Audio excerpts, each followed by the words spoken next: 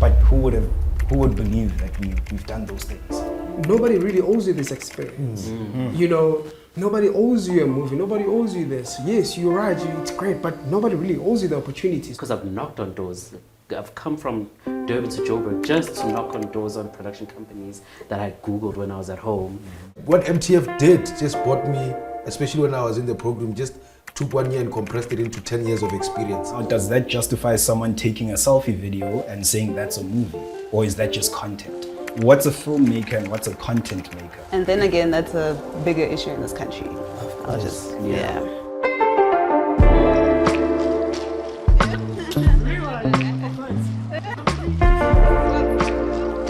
Hi, my name is Thabo Masilela and I'm from Fourth Cycle. Hi, my name is Fezile Goba and I'm from Fourth Cycle. Hi, my name is Thabiso, Mavovo. I'm from Kusa Films. Hi, my name is Luyolo Maswanganyi. I'm from Fourth Cycle. My name is Njabulo Molokoane and I'm from Fourth Cycle. Hi, my name is Kganki Mphahlele. I'm from Pula, Bakgaga Media. Dumelang, my name is Thomo Tshipinyane. I'm from Eyes on Lens Films.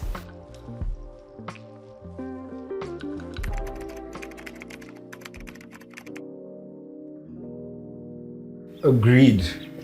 Yeah. I agree. I think at least when you're working, even though there's a lot of pressure, you're doing the thing you love. And a lot of the times you love it in hindsight because there's a lot of stress and anxiety and whatnot. But I think that the time between films, especially when there isn't another one on the horizon, is nightmare. That's torture right there. Yeah. So I'd agree with that. The time between films is way more difficult. It's very difficult. We all The time agree. between films. We But all there's a agree. little bit of a twist because the time between films also could be a great time to conceptualize new films. True. Because when you're under pressure, you don't have the time to relax the mind to create new content. True.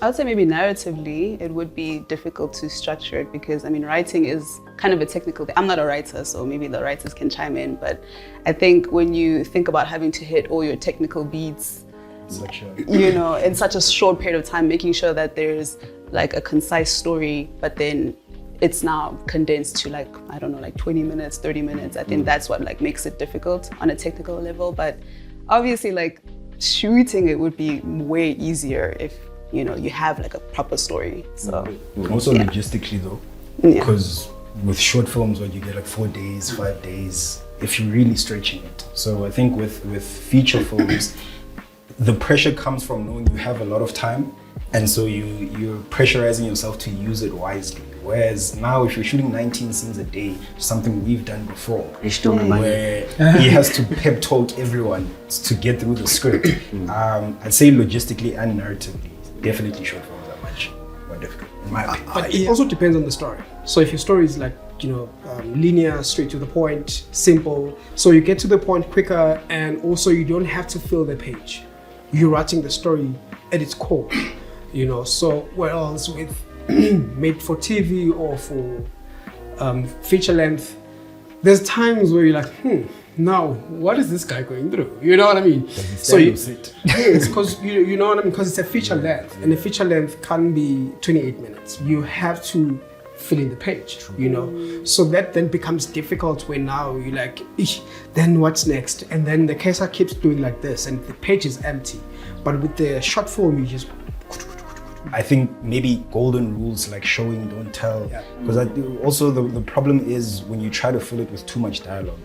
Then, you know, and I think we as a market, maybe controversially, I think we prioritize a lot of that where everything has to be explained. Yeah. And you don't allow the environment to have its own dialogue. Short films are quite difficult because most of the time the audience at the end of the film, they're like, okay, wow, this character was here now, and then they rush through it. They don't get the time to actually breathe. Like I understand what you're saying now with the show Don't Tell. You can sit with the character and actually while the character contemplates what do they want to do, you know, that action dialogue alone just speaks on rather than the act actually having to say something.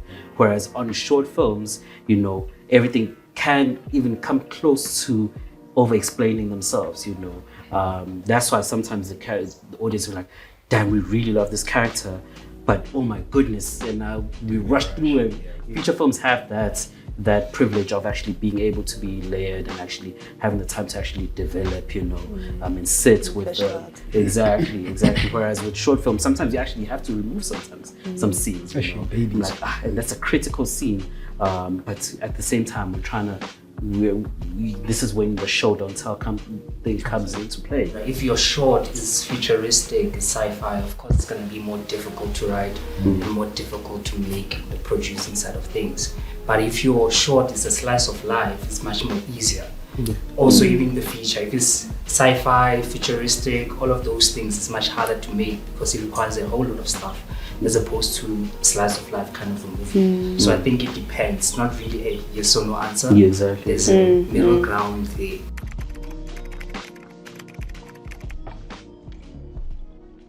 Yes. Yikes. You do not. You do not. But are you? If you have made a film, you're a filmmaker. It's as simple as that, right? You don't need qualification.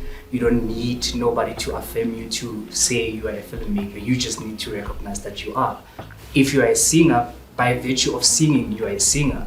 If you are a painter, by virtue of painting, whether people like it or not, you are a painter. So even film making, by virtue of making a film, whether with your phone or FX3 or whatever the case is, you are a filmmaker. There are a lot of definitions that delineate what is what. You have to figure out, what do we consider film, right?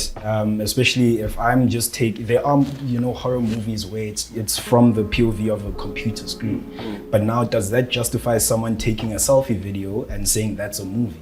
Or is that just content? So now that's why I say yes and no, I guess, to give a cop-out answer. But what's a filmmaker and what's a content maker? Because nowadays, where everyone is able to film something, there's such a glut of filmmakers, no offense, in the industry, that it's very difficult to suss out quality from the noise. You know what I mean? So I don't want to be a gatekeeper or anything, because I'm also just a young filmmaker trying to make it. But I do think it has to be, you have to really define what film is.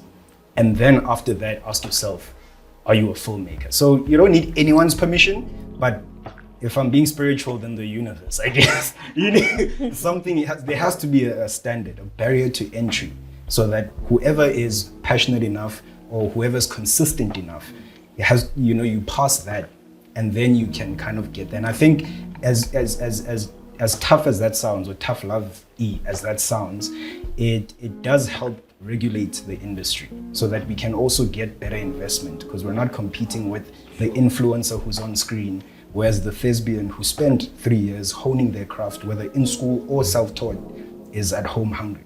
So I think we do have to make sure we know what film is. Yeah. Let's talk about what film is and what is content. Content is much broader, but if it is much broader, then anyone can be a content maker. But you do need some permission to be a filmmaker, I think. How do you separate content creator to a filmmaker? That's what I'm saying. I don't think they're on the same level. I think content is a much broader term, because there you're putting in digital content, Majimbo and these TikToks, that's content making. But I think that if we're talking film, I'm pretty sure we all agree that we're speaking about cinema. And when I say cinema, it doesn't need the cameras. You can film it on your phone. But what's the intention behind it? You get what I'm saying? And I think once you're able to define that, I'm not saying I have the definition. I'm just saying there needs to be a definition. Because if it's just anarchy, then what is a filmmaker? Yeah. And why are we all here?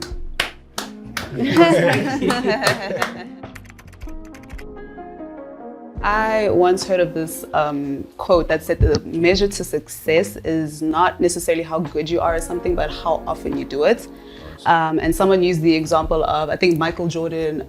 He was cut from his basketball team in university, but then consistency led him to be Michael Jordan as he is today. And even though there could be more talented athletes out there, he set himself apart by putting in the work. So yeah, I think I agree with that statement. But you do need a little bit of talent. For sure, for sure. For sure.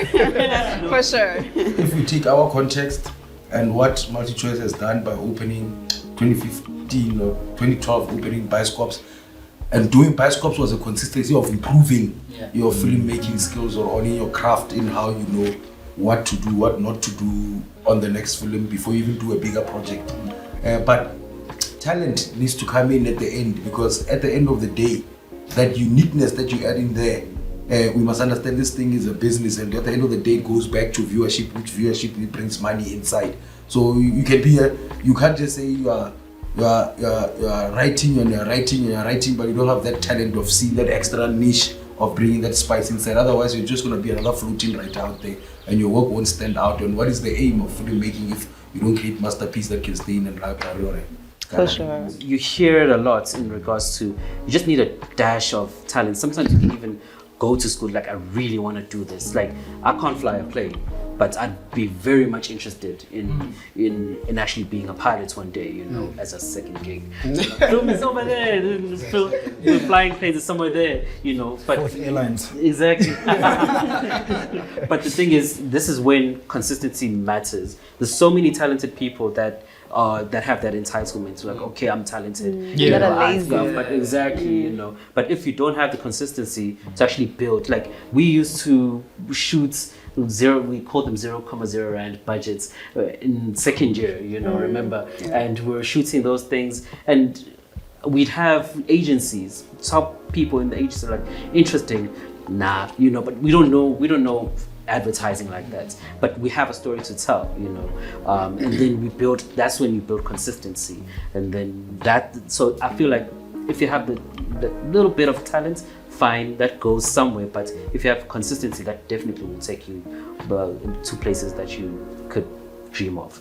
Yeah. How do you define talent in our industry? So Look, I think it's experience more than talent. Like how you see the world. I don't think that's talent. Mm-hmm. I think it's just you going out. So, for example, a 6-year-old doesn't have experience, but if they can sing, they can sing. That's just a matter of fact, right? And I think that we all have that certain things that make us great at what it is we do. Like, for example, and talent is sadly typically something that you don't want to be good at, but unfortunately you are. Like, I wish I was more. I think I'm very creative, but unfortunately I love admin more than the other three. Yeah. So I'm stuck with the books. That's what you know. So, but it's a natural talent because of the fact that I like numbers. I like budgeting. I like, and that kind of builds itself up as a talent in a sense. So yes, experience is a component of it, but I do think that there is a natural component of it as well, because it's a natural affinity towards doing that thing. So is it talent or preference? Is it talent or preference? Yeah. I do think it's still Preference talent. comes from talent. Like I said, if you gave me the choice, I'd probably prefer to be a director. But in my head, it's because it looks cool. But my talent lies in budgeting. My talent lies in logistics. My talent lies in networking, speaking, you know, negotiate. That's where my talent lies. There's a natural element to it, but of course, experience makes it easier to get it right because you've done it a lot of times before. So there is a preference to it. But like I said, most of the time, your talent is something that you don't want to be good at. But unfortunately, that's just how your brain works. When you have consistency and when you have the talent, something magical happens. You will be seen. You will even achieve something that will shock you. That, oh, flip! I never thought I would achieve to this certain level of my career or whatever opportunity comes. You never thought of it because of those two things working together. Right. So if you make content and it's terrible, it's fine. Keep making another terrible one. You know, somebody will come and say, hey, let me help you out. You can write your story this way. Let me help you out. I know this guy who can help you shoot this way. You know, so consistency, whether it's alone or talents, whether it's alone, something will give. Someone somewhere will see.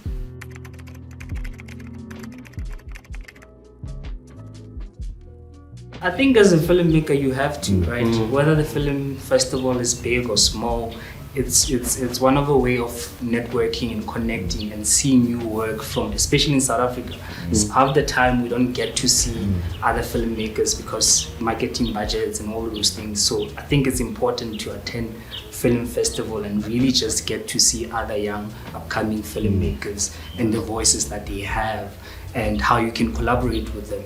You know, so it's important. If it's like people who are a fan of books that go to book clubs or somebody doesn't have to be a painter to go to an art gallery. I think if you enjoy film, Yeah. that's just a consumer, it's also a nice space to go visit and see what kind of films are in there, because most of the time even at festivals you get to also see experimental films, things that normally would not be commissioned for on mainstream television. Because also you'd find that people, they would be like, why we never see horror? Why we never see this? Why we never see South African sci-fi? But they don't attend film festivals where you'd find, like Sky is saying, that there's a filmmaker who's actually, done in sci-fi, South African sci-fi, that is incredible, but has not gotten the funding because it's not commercial viable, for funders to put it in the, national platform. So it's not just filmmakers that should attend film festivals, but people that just love films, movies, cinema. You attend so that you can see a variety of films that is out there, because it's also not just films, documentaries that are screened in festivals. The conversations that I had around the financing of the movies. So because you might find you're not even passionate about, or you're not talented as a director, as a writer, but you love just the industry itself, so you want to be a land producer or an accountant for production. So that's where you get more knowledge and then know how to navigate, and how you can get into the industry. So yeah.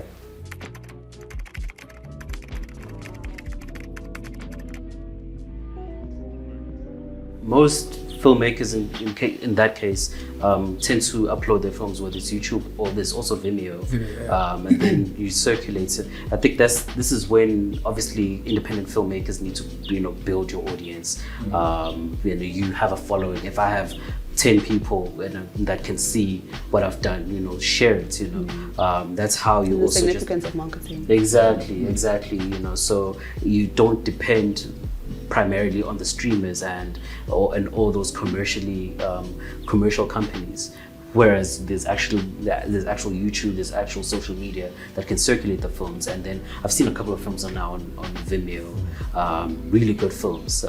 So there's those platforms in which people can actually see those films. Oh, for sure. 100%. Sure. Yeah. You're not filming for yourself. Yeah, actually, Where are you gonna get the money to film? I actually also have like a quote that I recently heard from a show where they said, your network is your net worth. And yeah, I think that speaks for itself, essentially. I mean, you even touched on it when you mentioned how, like, if someone's not that good, someone can come in and like help you out, but where is that person gonna come from if you don't put yourself out there and like, collaborate with people? And even with you two, like how last minute you needed a director and, he was able to step in, because we were able to network with each other. So for sure, it's extremely important to build a network.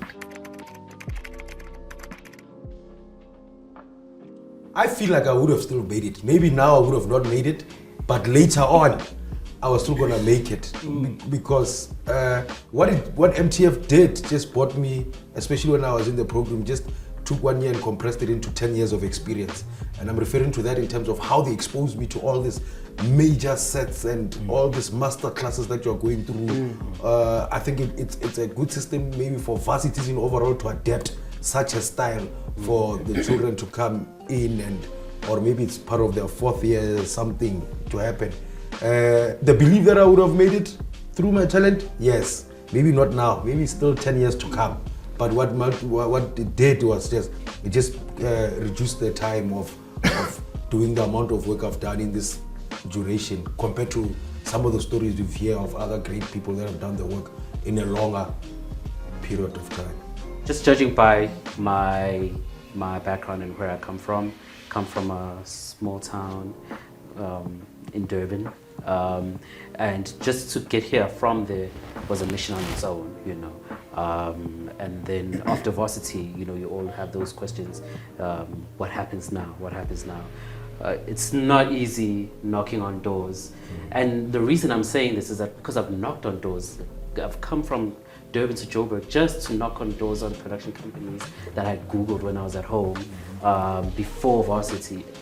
And those doors, you'd probably end up at the gate and someone who's maybe attending to the guard is like, no, they don't do that here. and you spent money an entire week. You're like, I'm gonna Security be, guard you told know, you. security. I'm like, no, we don't do that here.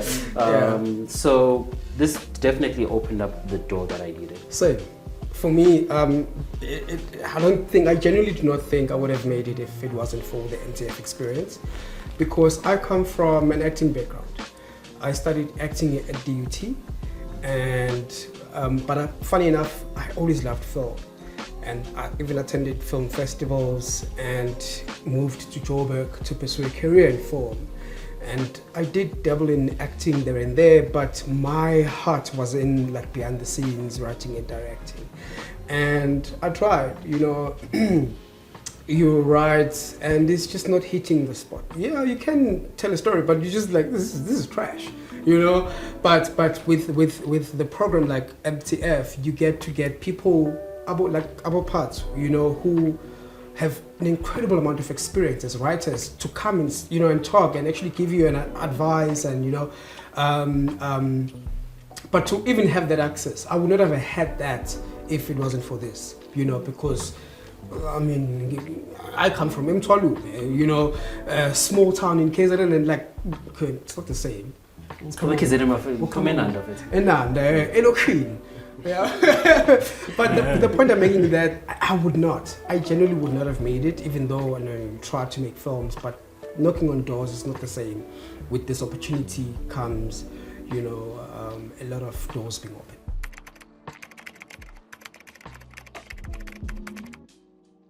I think for me the biggest one is that there are boundaries to what you can achieve. I know it's cliche, but as Hugh just said now, as soon as you lose your passion, you're guaranteed to lose. But I mean, I think we're testament to it in an industry worldwide where you typically become an executive once you have wrinkles or gray hair. And we kind of dispelled that by starting a company straight out of school for the four of us. And all of us here before the age of 40 were already executive producers, and we were already directors, writers, producers, line producers. There's a lot that we can learn, but who would believe that we've done those things? So yeah, biggest thing I've learned is that there are no boundaries to what you can achieve. I think the hardest part boils down to money. Yeah, that's it. The hardest part in the industry is the fact that, you know, when jobs stop, whether from a company or an individual, the profits that you made are the ones that keep you going till you get to the next job. So now, it's as a young one, yeah, it's fun. You get to the next job, you go. But when you start getting a little bit older, you start realizing that if I'm not accumulating anything out of this, or I'm not making some profits and open something, you start realizing, like, do I want to be 50 and still be waiting for a call sheet? I think that's when depression will start knocking in. So that's the hardest part. I think it's just the financial strains around it. Sure. Just the inconsistency of it.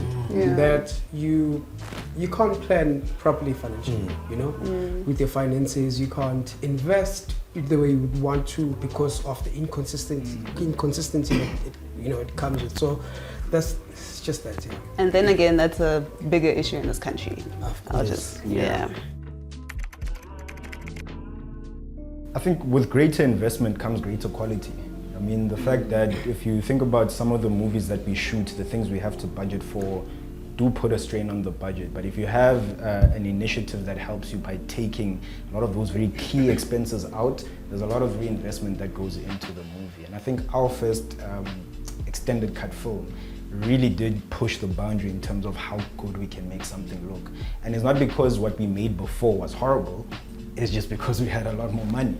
If I'm being honest, More support. Sorry. More support. Let me say it like that, actually. So more support, but we were able to invest better.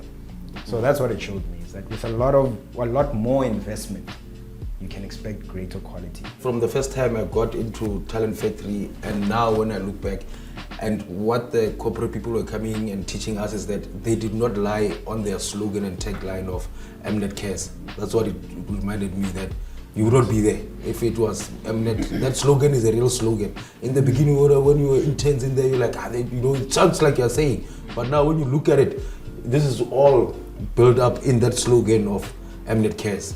sometimes when you're in it, you don't see it. What he's talking about, the care. When you're in it, when you think of the stress, production and whatnot. But it's when you step out and you're like, damn, man. Actually, nobody really owes you this experience. You know, nobody owes you a movie. Nobody owes you this. Yes, you're right. It's great, but nobody really owes you the opportunity. So, for me, it's that. It reminded me that being like getting the my movie to be part of the extended cut. It's that, man. This is a privilege that I'm grateful for. Initiatives like these are quite rare, you know. Most of the time, it's a thing of the graduates tend to graduate and then move on, you know. Whereas at this point, they actually get an opportunity to actually make a film, you know, make a film, have, I guess, more creative control, more budgets in regards to, well, more support in regards to actually making that film.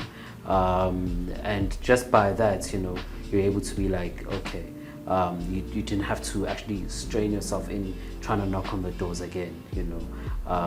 So yeah, I mean, it definitely showed us in regards to it's actually really possible to actually do that.